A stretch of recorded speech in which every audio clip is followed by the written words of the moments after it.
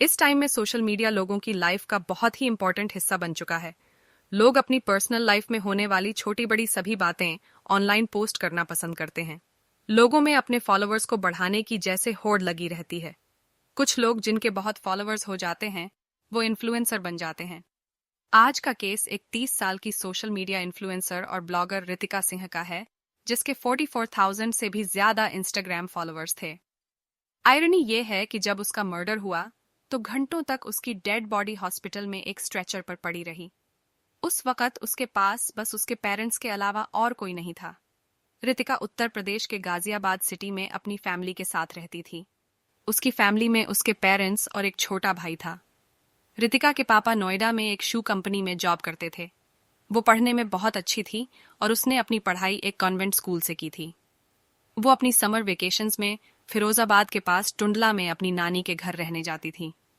उसकी नानी के घर के पास ही एक आकाश नाम का लड़का रहता था, जिससे कुछ टाइम में उसकी दोस्ती हो गई।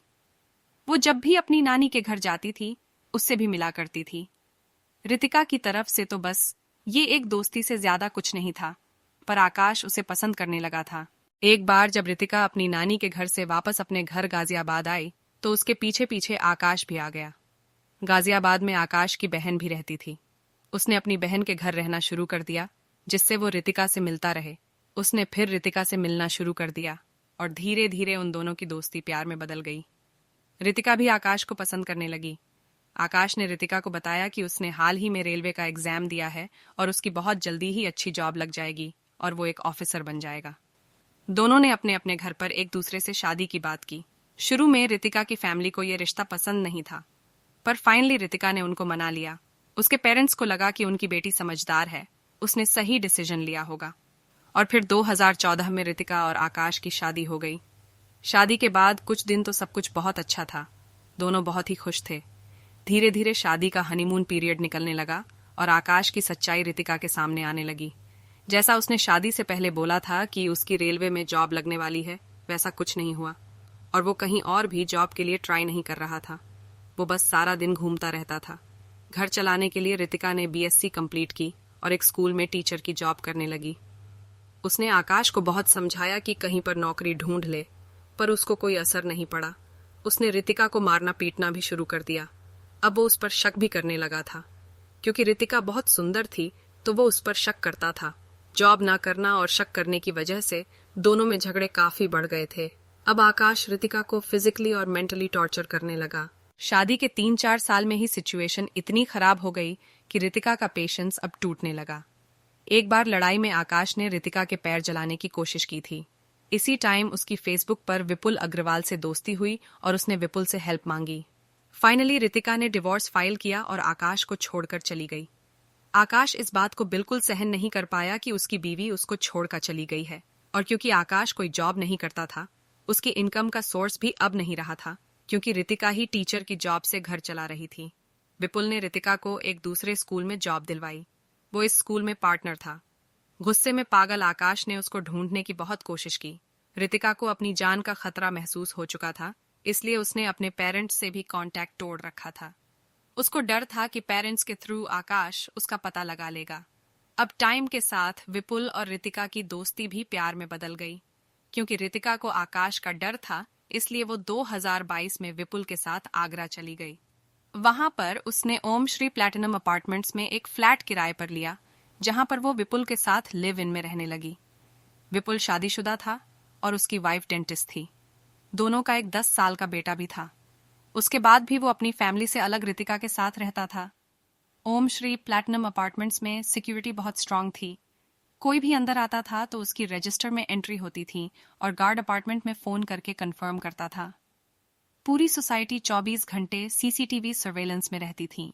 रितिका आकाश से छुपाना चाहती थी कि वो कहाँ रह रही है, क्योंकि उसको डर था कि आकाश उसको नुकसान पहुंचा सकता है। यहाँ तक कि रितिका को आकाश से अपनी जान का खतरा भी लगता था। वो एक तरफ सोशल मीडिया पर एक्टिव थी और दूसरी तरफ उसको आकाश से छुपाना भी था कि वो कहाँ रह रही है। वो सोशल मीडिया पर एक पॉपुलर फेस थी। उसके पोस्ट फैशन, लाइफस्टाइल, फूड और ट्रैवल के बारे में हुआ करते थे। वो कई ब्रांड्स के प्रोडक्ट्स का प्रमोशन भी करती थी। ये उसका दूसरा सोर्स ऑफ इनकम था वो सोशल मीडिया पर अच्छा कर रही थी और एक इन्फ्लुएंसर बन गई थी। इस टाइम पर उसके 44,000 से ज्यादा इंस्टाग्राम फॉलोअर्स थे। अगस्त 2020 में उसने ब्लॉगिंग शुरू की थी। उसने अपनी ब्लॉगिंग प्रोफाइल में लिखा था कि उसका रिसेंटली डिवोर्स हुआ है। उसने ये भी लिखा कि उसका एक नया प्री स्कूल है किड्जीनिया के नाम से, जो कि आगरा के सिकंदरा में है। उसने अपनी प्रोफाइल में ये भी लिखा कि उसका फ्यूचर में एक फार्मेसी खोलने का भी प्लान था। दूसरी तरफ आकाश लगातार रितिका को ढूंढने की कोशिश कर रहा था और उसके पेरेंट्स को परेशान कर रहा था। फाइनली एक दिन उसको पता चल ही जाता है कि वो आगरा के ओम श्री प्लैटिनम अपार्टमेंट्स में 4th फ्लोर पर विपुल के साथ रहती है। वो ये भी पता लगा लेता है कि उसका अपार्टमेंट नंबर 404 है। आकाश जानता था कि रितिका के अपार्टमेंट कॉम्प्लेक्स की सिक्योरिटी काफी टाइट थी, इसलिए उसने उसके अपार्टमेंट तक पहुंचने के लिए एक प्लान बनाया। उसने अपने प्लान में 4 और लोगों को शामिल किया, जिसमें 2 लेडीज भी थीं, क्योंकि लेडीज पर कोई जल्दी से शक नहीं करता है। फाइनली आकाश 24 जून की सुबह 10:36 पर प्लान में शामिल सभी लोगों के साथ ओम श्री प्लैटिनम अपार्टमेंट्स पहुंच जाते हैं। वहां पर ड्यूटी पर बैठे सिक्योरिटी गार्ड मुन्ना ने उन्हें रोककर रेगुलर सवाल किए जो सभी विजिटर्स से किए जाते थे और रजिस्टर में एंट्री की। मुन्ना को उन पर कोई शक नहीं हुआ क्योंकि उनके साथ 2 लेडीज भी थीं और सभी नॉर्मल लग रहे थे। आकाश ने मुन्ना को झूठ बोल दिया कि उन्हें फ्लैट नंबर 601 में जाना है और वो इस तरह सिक्योरिटी की आंखों में धूल झोंक कर रितिका के अपार्टमेंट 404 पहुंच जाते हैं। फिर उन्होंने डोरबेल बजाई, जिस पर रितिका दरवाजा खोलती है। आकाश और उसके साथियों को देखकर वो घबरा जाती है। वो सभी जबरदस्ती अंदर घुस जाते हैं और दोनों लेडीज रितिका को पकड़ लेती हैं। आकाश और बाकी 2 साथी विपुल को पकड़कर रस्सी से बांध देते हैं और उसको बाथरूम में ले जाकर बहुत मारते हैं। फिर वो उसको वहीं बाथरूम में बंद कर देते हैं। फिर वो रितिका के हाथ बांधकर उसको पीटते हैं और उसके अपार्टमेंट की बालकनी से नीचे फेंक देते हैं। 4th फ्लोर से गिरने के बाद उसकी तुरंत मौत हो जाती है। आकाश फिर जल्दी से नीचे जाता है और रितिका के हाथ खोलकर सबूत मिटाने की कोशिश करता है। सोसाइटी में रहने वाले लोगों को और सिक्योरिटी गार्ड को गिरने की तेज आवाज आती है और वो देखते हैं कि एक लड़की जमीन पर पड़ी है और एक आदमी उसके हाथों की रस्सी खोलने की कोशिश कर रहा है। गार्ड जल्दी से जाकर सोसाइटी का गेट बंद कर देता है। सोसाइटी के लोगों को देखकर 5 लोग भागने की कोशिश करते हैं और 2 लोग भागने में कामयाब रहते हैं। आकाश और उसकी 2 लेडीज साथियों को लोग पकड़ लेते हैं और भागने नहीं देते। इसी दौरान कोई पुलिस को कॉल कर देता है और पुलिस कुछ ही मिनट में वहां आ जाती है। पुलिस जब रितिका के अपार्टमेंट पहुंचती है तो वहां सब सामान बिखरा पड़ा मिलता है। ऐसा लग रहा था कि रितिका और विपुल ने खुद को बचाने के लिए बहुत स्ट्रगल किया। पुलिस को बाथरूम से एक आदमी के चिल्लाने की आवाज आ रही होती है। जब पुलिस ने बाथरूम में जाकर देखा तो विपुल रस्सी से बंधा हुआ था। फिर पुलिस ने उसकी रस्सी खोली और उसको बाहर निकाला। फिर विपुल सारी कहानी पुलिस को बताता है। उसने बताया कि वो लोग उसको भी मारना चाहते थे, पर उसने बाथरूम का शीशा तोड़कर शोर मचाना शुरू कर दिया था, जिससे वो लोग भाग गए। पुलिस ने आकाश और उसके साथ की दोनों लेडीज को अरेस्ट कर लिया।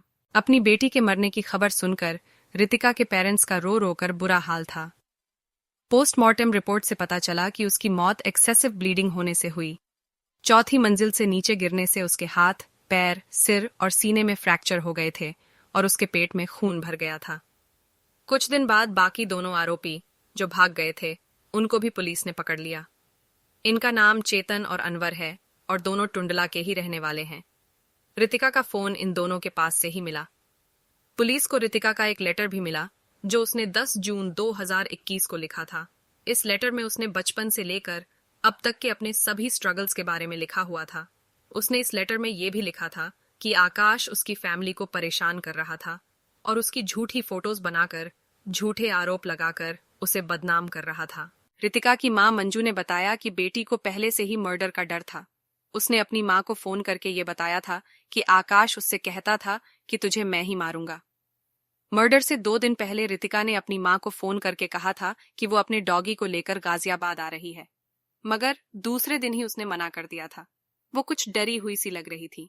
रितिका की मां ने बताया कि उसकी मौत के बाद उसका एक और लेटर सामने आया है जो उसने 28 मार्च 2022 को एसपी फिरोजाबाद को लिखा था।